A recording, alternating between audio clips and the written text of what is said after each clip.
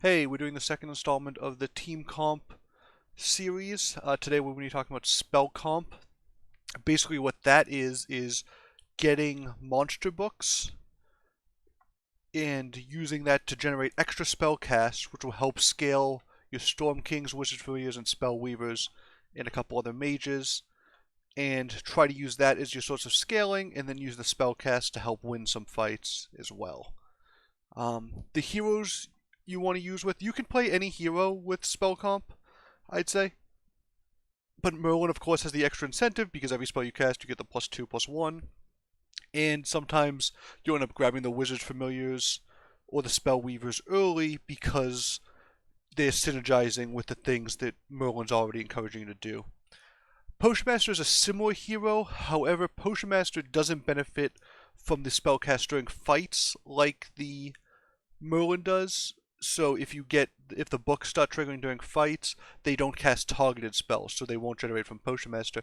Also, Potion Master requires you to use a subset of spells, most of which, other than the Potion of Heroism, I believe, don't allow you to cast more than one spell a turn. And trying to cast more than one spell a turn is sort of important in this comp because otherwise you just won't scale fast enough for the most part.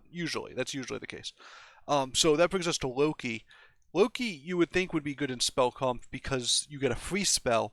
However, the issue with Loki is that because you're not buying spells, it doesn't actually synergize well with any of the treasures that work, and because you can't buy spells that don't take up your spell cast, you don't actually get the opportunity to cast multiple spells a turn. So you're kind of stuck with exactly one spell a turn, which won't usually give you fast enough scaling.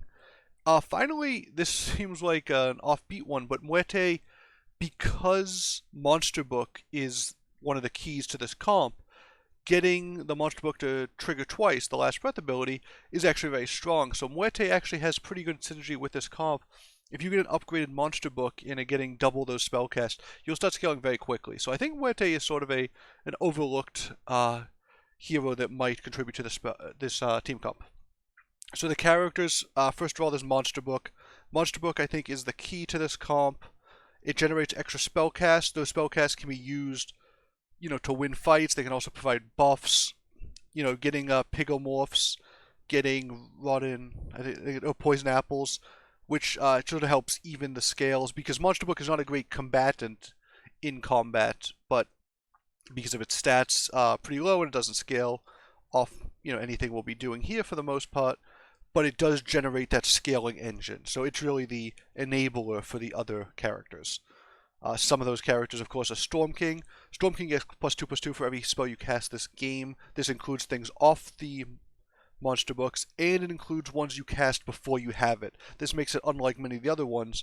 So when you first find the Storm Kings, they'll often be very large if you were already using these books before you got to level 6. Wizard's Familiar is very similar to Storm King. When it's upgraded, it sort of has the same ability. However, the difference is that it only casts spells. It only counts spells that were cast when you actually had it. So if you find one of these late, it's not going to be something you go for.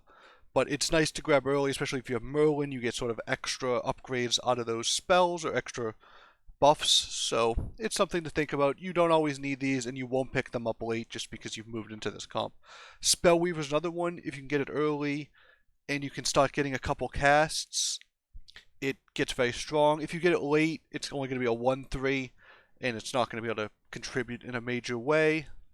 It only gains attack, so you might need something to buff up its health, otherwise it won't, survive some AoE abilities, or it would just die to it would die to spells, or it would just get traded into unless it gets the first attack. Range does a lot of work here, but sometimes it's just not enough. And finally, I just want to talk about Aeon. Aeon seems like it'd be really great with spell comp. Most of the things we looked at are mages, including the Storm King, the Wizard Familiar, and the Spellweaver. This only buffs attack, which tends to be the issue. Buffing the attack is really good on the range characters like Spellweaver.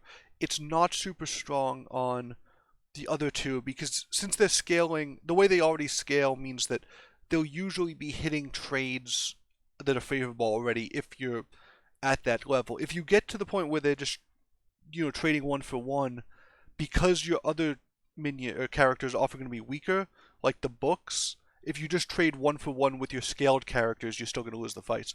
Aeon, however, can sort of lead to a tangential comp of just mages, which is, there's some ranged mages. There's a Sporko, there's a Lady of the Lake, there's the Court Wizard, all ranged mages. And range mages are really good with Aeon. So if you have some monster books, you can grab an Aeon and just, go to town with the range characters. You can also just keep Aeons on your bench, because they're not very good in combat. They're just a 4/12. They do give themselves attack, but just having them in fights sometimes can just be a little bit, they can seem a little dorky. But keeping it on the bench means that when you're casting spells during the shop phase, you can just buff your whole team. So they're nice to have on the bench if you can afford to sort of take the 5 gold off during one phase. Finally, let's talk about some spells. Not finally, we'll get there. Spells are pretty important. The most important ones are going to be ones that you can cast multiple a turn. So Lucky Coin, Potion of Heroism, Healing Potion, and Drink Me all have the ability you can cast another spell this turn. They're relatively cheap. You're not going to want to just cast them early, because not only is the gold spent early a bigger chunk of your gold pool, but you often won't even have the opportunity to buy a second spell just because you're so gold stomped over there. Mysterious Scroll is another great one early. You just pay 1 gold, you get 2 spell casts, and you can get higher level spells. Late game, you usually want to end your sequences of shop phases once you have most of the characters you need with a Pigomorph. Just that's going to be the strongest during fights for the most part, and it helps you beat some of the comps that this would be weak against, because there's a lot of comps that will outscale you, but they're pretty reliant on certain characters, not being pigs, I guess. So yeah, Pigomorph, strongest late game combat spell for the most part, would disrupt synergies and just makes things that people relying on being scaled into 10/10s.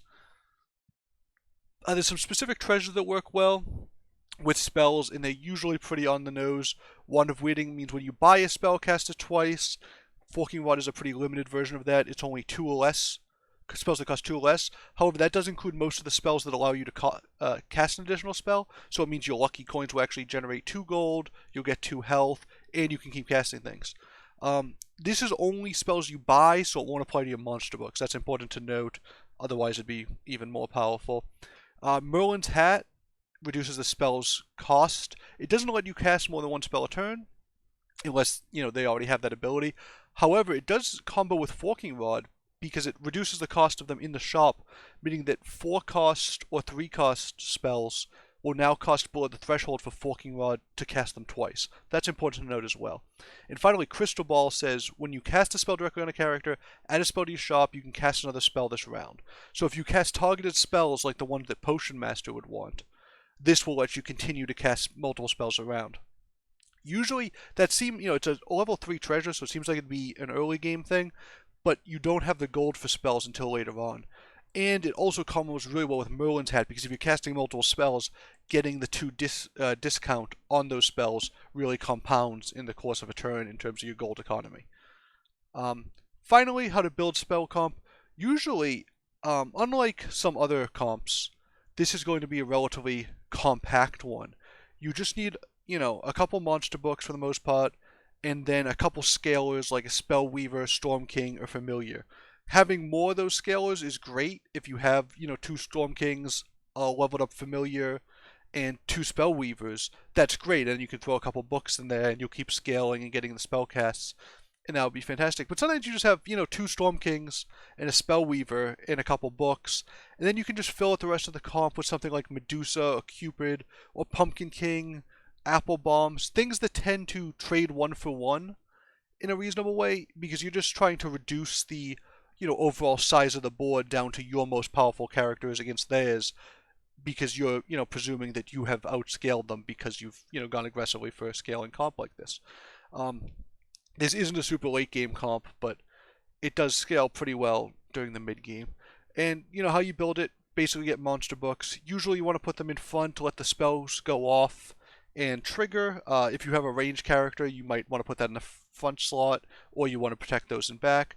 But you do like the spells to trigger early because you'd rather something be turned into a pig before it hits you as a 200, not after. You'd rather the good boy be turned into a pig before it has the chance to use its last breath. So you do usually want your books early. But how to build it, just grab some monster books, and the rest is pretty self-explanatory. Grab some scalers. Playing the comp is a lot of juggling what spells to cast on a given turn and managing your gold and your spell cast limit of 1, and trying to extend that limit using the various treasures and abilities. Strengths and weaknesses, just finally, it's pretty easy to get into. You can just grab a book, a monster book, and all of a sudden you've already got the scaling. You can get the scaling going before you even get the Storm Kings. That's a very powerful thing that is overlooked in this. You don't need to have all the characters to start scaling them. You can just throw a random monster book in because you hit level 5. It's the first level 5 character you see. It's a pretty decent one. Then maybe you get it upgraded. You get the level 5 treasure. Eventually you just see a Storm King and you're sort of in this comp all of a sudden. It's pretty compact. It's not like dwarfs where you really need to find 7 dwarfs and fill out a whole thing to maximize their scaling because you need the Lordy buffs to work really well. You can fill up a whole board with spell comp characters, but you could also just throw in a couple other strong characters, or if you have a strong character before you transition, you don't have to get rid of it, or you're not, forced to make that trade-off between getting rid of it and maximizing your comp. Monster books obviously have great high roll potential. You can beat almost any opponent just with, a monster book sending off 2 pigomorphs or some poison apples or things along those lines. And the scaling comes online pretty quickly, so you can dominate mid-games if you get this. It doesn't require too much to get going, so, you'll pick up your Storm King and all of a sudden you'll have the biggest thing in the game.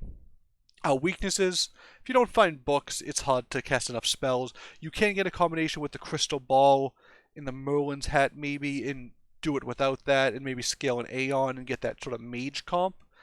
But without the books, I think it's really hard to want to go for this. Obviously, too, with the high rolls for spells, you get roll rolls. Sometimes you'll just cast spells that would do nothing significant. You get the 10 damage lightning bolt when all your opponents have 300s. Doesn't seem that exciting. Monster books are not super strong stats-wise. They're more of an enabler character. It's sort of like the Bastines in the back of an animal comp, something along those lines, but it basically means that you need your scalers to be able to trade better than 1-for-1 if you're going to win fights. Sort of ironically too, this comp is, because you only have a couple of real combat characters, you need to, dodge the pigomorphs on your Storm Kings or your Spell Weavers or whatever you're using as your main combat character, because if that turns into a 10-10, then you have, a 10-10 pig and just a couple of books. And finally, in the late game, you're going to get outscaled. Dwarfs can put up, some 200s. Storm Kings won't generally get bigger than, I haven't seen bigger than like 300 to 400.